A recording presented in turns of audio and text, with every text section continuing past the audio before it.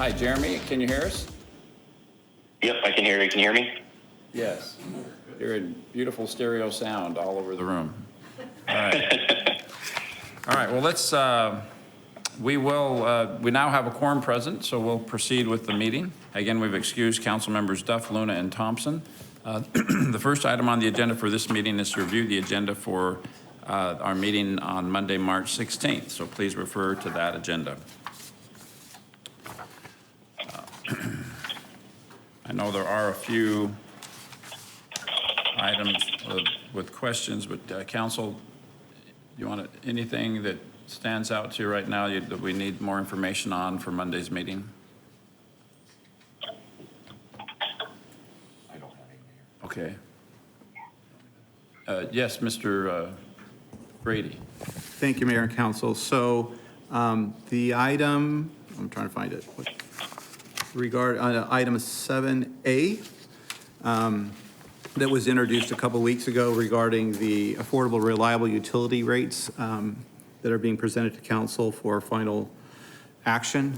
There's been some discussion about the concern about whether or not the calculation for the transfer as it's defined for gross revenues, whether that would include the energy pass along costs. So whether that's the electric side or the gas side where we pass along the cost charges to us for those sources of power, whether that be included in the revenues that would be used as the basis for calculating the percentage. We've never used those, the PINCAF and the ECAF in our calculations for the transfer. It hasn't been our intention to include those in the revenue calculation of gross revenues. What we're recommending to council is to go ahead and move forward with the action as it is proposed for you today. And that would, because we need some time, obviously, especially to begin providing the notice and working with our nonprofit agencies and getting the word out to our seniors about the adjustments in the rates. The ordinance does not take effect till July.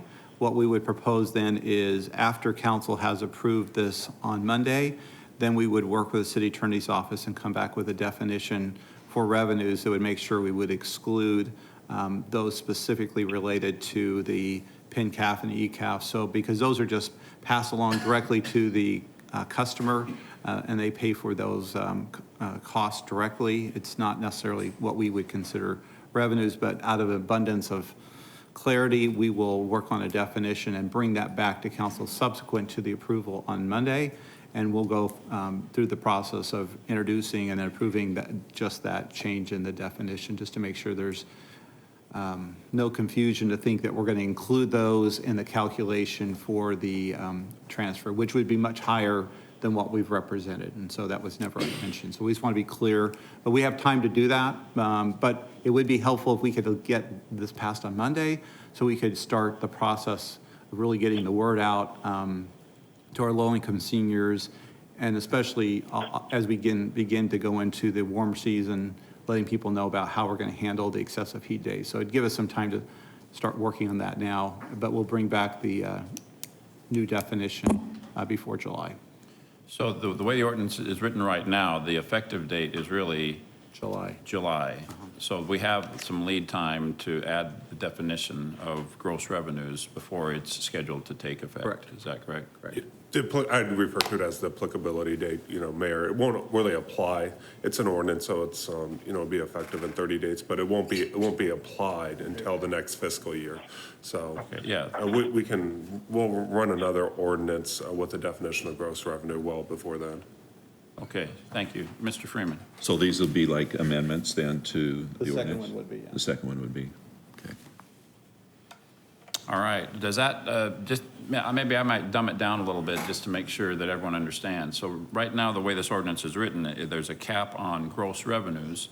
Gross revenues is not defined, and so you could arguably include huge numbers in gross revenues having to do with the pass along for the sale of the commodities of the wholesale price of electricity and water And that would give us an inflated number, and 25 or 30% of that is a huge number. That's not our intention. Correct. It was always our intention to exclude from that calculation the cost of the underlying commodities that we purchase. Right, the way that I would say is the basis upon, the number we used to apply the 25 and the 5% to was never intended to include these pass-along costs, the ECAF and the PINCAF, sorry.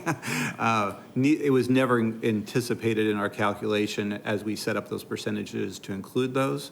And so we would just be very clear that that's not our intention. I think council can make that clear legislatively, and then we would make sure we'd come back with amendment with a definition from the city attorney's office to make that very clear. We've always calculated, when we've done our transfers and talking about increasing it by inflation or rates, we've never included those two pass-along numbers, costs. We've only included all the other revenues, and that would be our intention moving forward. We want to be consistent with what our past practice has always been.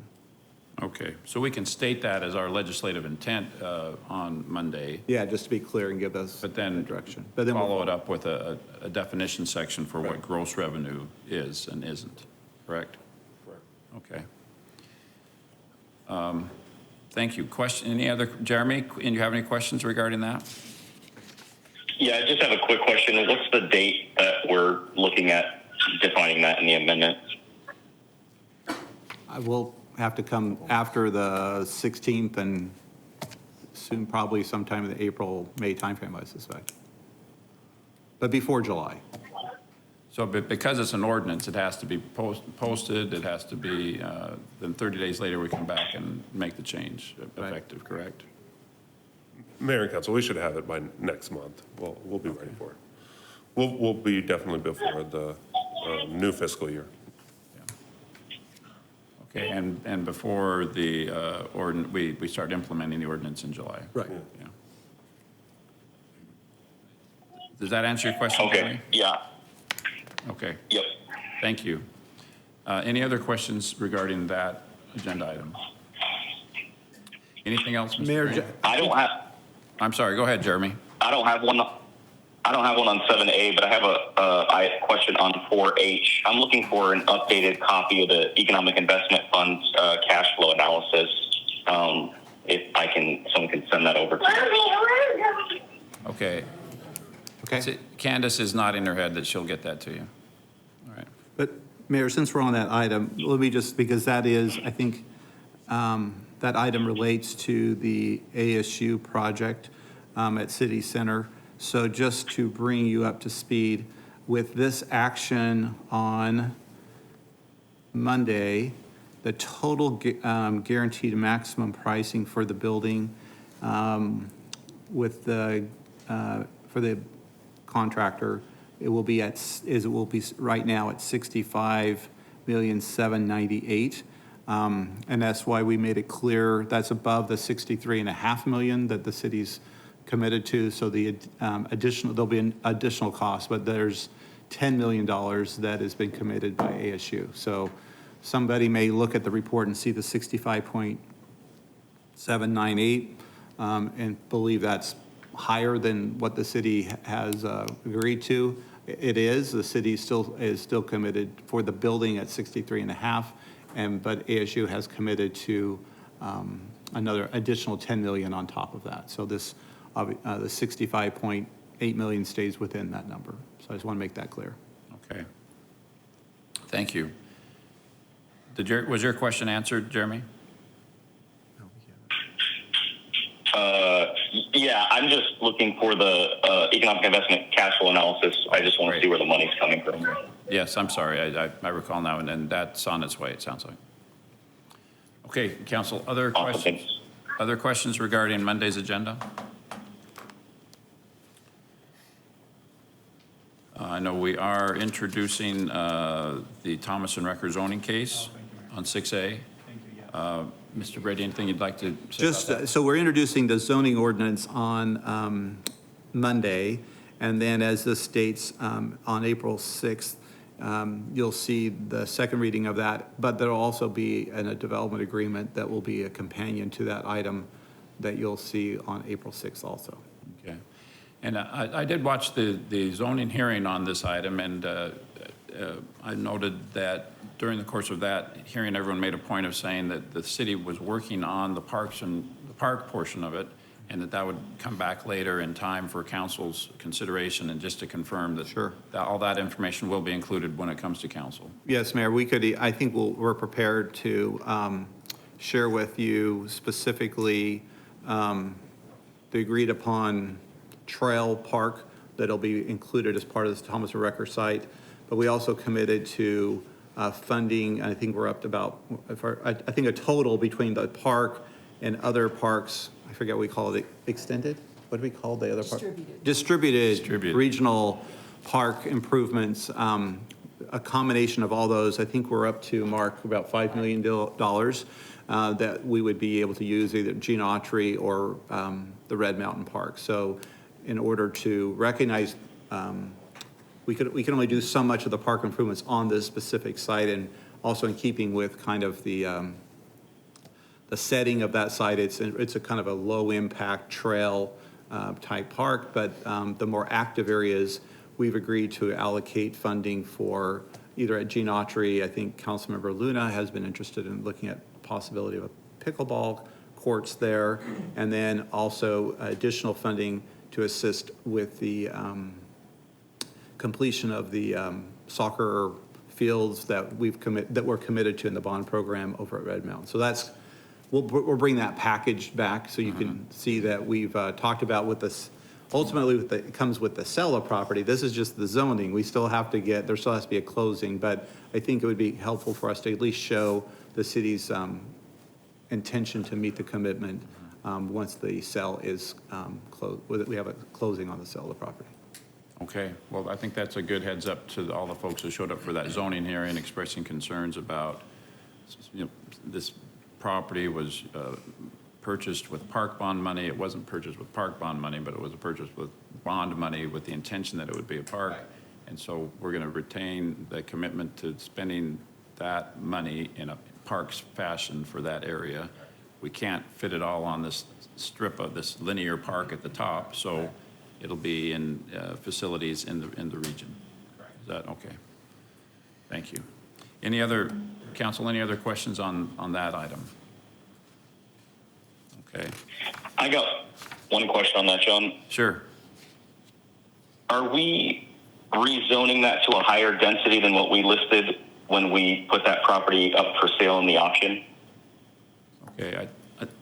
It says RS6 PAD, RS7 PAD. Is that consistent with what we had originally? Mayor, Council, yes, there was kind of a range. So this is within the range of what was kind of expected to be rezoned to. Okay. I think it almost mirrors, to a certain degree, the Red Mountain Yes, site. That the was density, intention. so it's consistent with the other neighborhoods That's in the area. correct, yeah. Okay. Does that answer your question, Jeremy? No, the audio is not that great. I'll take my question offline. I apologize. I'm having a hard time hearing. Okay. All right. Council, any other information you'd like for Monday's meeting on this agenda? Okay. Thank you. Then the next item on our agenda for this meeting is item number 2. That's to hear reports on meetings and conferences attended. I know we've had a delegation at the National League of Cities meeting. Appreciate those who are not here now that are still traveling back from that, but appreciate Mr. Freeman and others being a part of that as well. I'll give you a little report. Please do. So National League of Cities, it's back there right now with the virus issue. They're all in sequestering almost some of the representatives and senators, as you've heard. But it was a no handshake conference. So it was kind of interesting that people would still handshake and hug each other.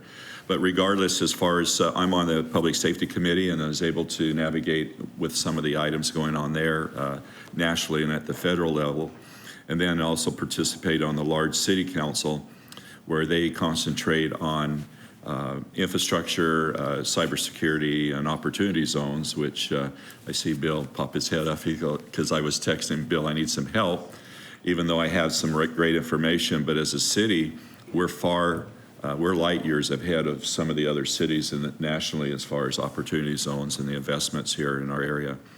So it's good to be able to promote that with our city and others. But it was interesting times. I had a great workshops and general sessions, so good to be back in Arizona. But thank you for letting me go, and I learned quite a bit and bring it back here to our city to help improve some of the things that we have. Thank you. Anything else, Frankie or Jeremy?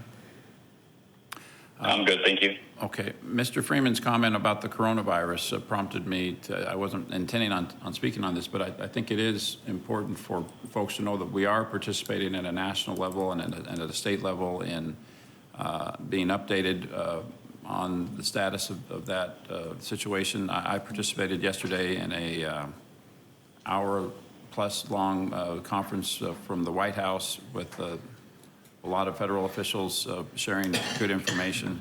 Obviously, yesterday, the governor declared a statewide emergency.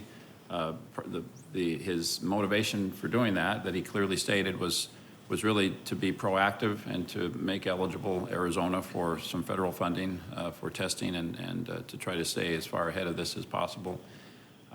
We have been, Mr. Brady and our city staff have participated in briefings as recently as yesterday from county health officials and state health officials. So I think it's important that the citizens of Mesa know that we obviously see a critical role for the city of Mesa to play in response to this crisis. And we are working closely with national and state and local health officials. Mary Camelli and our fire and medical department is prepared. We've been consulting with our school districts on their role and our role in assisting them as well. So trying not to overreact, but at the same time overreacting so that we're ready in the event, not the event, but the likely or inevitable time that this will impact the city of Mesa. Right now, I think we have 3 confirmed cases in Maricopa County, none of which are in Mesa, but that can and will change. So our city is very aware of, very concerned with, and very much prepared for the inevitable consequences of this global situation. And I'm sure we'll have more to say on that over the coming days and weeks. Maybe on a more cheerful note, I also this week participated in a couple of volunteer appreciation breakfasts for the great volunteers at the Arizona Museum of Natural History and also for the Mesa Arts Center. As our council knows, Mesa is really blessed with a lot of unselfish people that volunteer in a variety of places, the police service and our museums and cultural events. Thousands of volunteers and tens of thousands of hours are donated every year. That's a real blessing to our financial bottom line because we get very motivated, wonderful people that are helping us operate those facilities. So I really appreciated the opportunity to say thank you to them this past week as well. Anything else you'd like to share with us, Council? If not, Mr. Brady, what does our schedule look like? Thank you, Mayor. We will be meeting, we have a study session and council meeting on Monday, March 16th. Just kind of give the council a heads up. We started this conversation a week or 2 weeks ago regarding the upcoming requests for projects for the MAG Regional Transportation Plan or the Prop 400 extension. So Monday, before the council meeting, we'll start a little bit early, 5 o'clock, and we'll have a first presentation on potential transit projects that may be considered as part of Prop 400 extension. And then on Thursday, the 19th, we'll cover the remaining parts of the Prop 400 extension, the freeways, the arterials, and the other projects, just to give you a kind of heads up for next week's study session items. Thank you. Okay, thank you very much. Is there anything else to discuss before we adjourn? All right, is there a motion to adjourn? Thank you, Mr. Freeman. All in favor, please say aye. Aye. Aye. Thank you. We are adjourned.